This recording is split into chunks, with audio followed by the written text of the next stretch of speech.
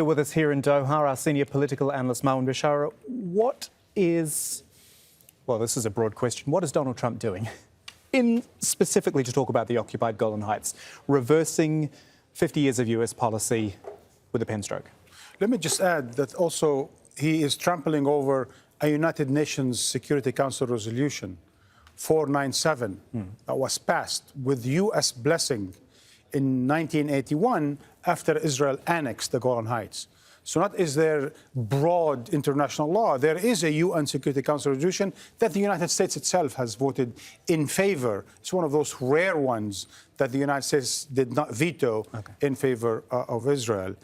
In general, I think the President Trump, and here I just need to take exception to some of the stuff I've been hearing in general.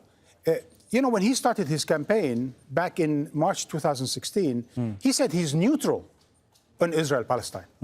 He said, I am better as president and I can reach a deal between Palestinian and Israelis because I'm neutral. And at one point he said, well, you want to have one state, two states, have whatever you agree to, I agree to. I'll be happy with it. Yeah, and so on and so forth. And I think with time, and because of Arab appeasements, especially certain Saudi, Emirati, Egyptian appeasement of President Trump, now thinking he can get away with everything, and with having a certain entourage, like the ones we saw now specifically behind him, Ambassador Friedman, his son-in-law Kushner, as well as Secretary Pompeo and Vice President Mike Pence, all of them have basically been playing him into taking certain positions that are not only against international law, that are not only against American interests.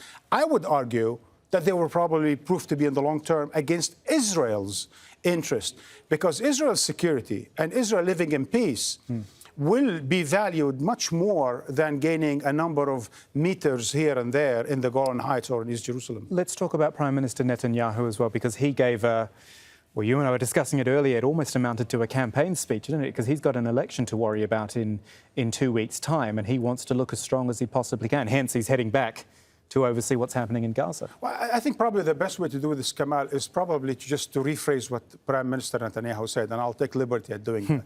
He can always complain to Al Jazeera. He said, there is no better friend than President Trump. To Israel. Arguably, there is no better friend to Prime Minister Netanyahu than President Trump. Because Prime Minister Netanyahu has had difficulty with two American presidents. President Clinton, between 1996 and 1999, when he didn't like him and he actually favored both Prime Minister Shimon Peres and Ehud Barak. And in 2009, and after 2009, when President Obama also preferred the others rather than Prime Minister Netanyahu. And suddenly Prime Minister Netanyahu, who has not been to the liking of American president because he did not fulfill his promises to American presidents about the peace process, the Oslo process, the 242 UN Security Council resolutions, now he finds his lost hero, guru, support in President Trump.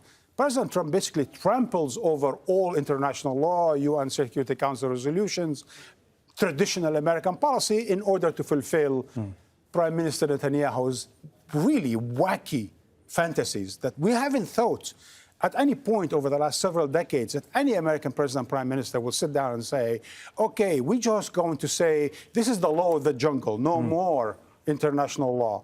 And wherever you can take by force, you keep. That happened during the medieval times, not in the late or in the beginning of the 21st century.